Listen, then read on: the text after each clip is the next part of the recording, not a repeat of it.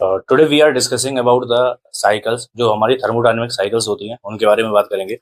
और thermodynamic cycles हमारी maximum जो पावर प्रोड्यूसिंग साइकिल्स हैं वो हमने सारी इसमें मेंशन कर ली हैं। Carnot cycle, Otto cycle, Diesel cycle, Brayton cycle, Stirling cycle, Ericsson cycle and Atkinson cycle.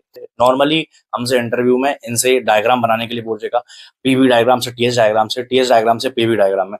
तो आज हम जो डिस्कस करने वाले हैं वो टीएस डायग्राम के बारे में डिस्कस करेंगे। तो टीएस डायग्राम में जो दो लाइंस होती हैं, एक तो कांस्टेंट प्रेशर और एक कांस्टेंट वॉल्यूम, इन दोनों में बहुत ज्यादा कंफ्यूजिंग होती है। तो इनका एक रामबाण मैं आपको बताता हूँ।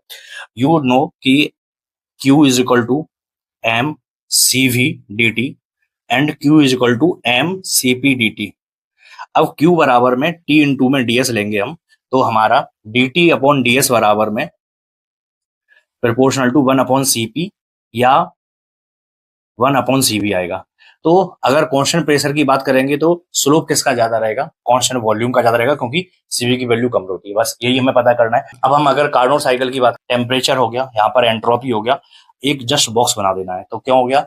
अब इसमें कांस्टेंट टेम्परेचर, आइसोथर्मल, आइसोथर्मल और एडियाबैटिक। अब एडियाबैटिक क्या है? इसमें एक्सपांशन है, और isothermal heat addition and isothermal heat rejection. यही अगर हम ऑटो साइकिल की बात करें तो कंप्रेशन हो गया, adiabatic compression, constant volume heat addition, constant volume heat addition, constant volume heat rejection, adiabatic expansion and adiabatic compression. ये हमारी ऑटो साइकिल हो गई। यही अगर हम डीजल साइकिल की बात करें तो डीजल साइकिल में यहाँ पर थोड़ा चेंज होता है। V is equal to constant नहीं होता है, यहाँ पर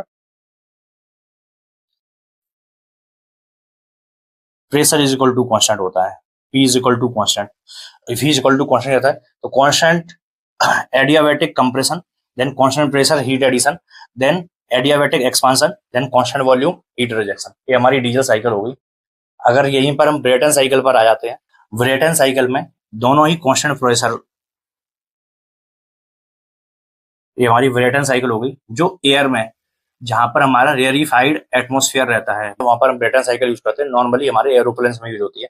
तो यहाँ पर 1, 2, 3 एंड 4, यहाँ पर हमारी कौन सी प्रोसेस हो गई?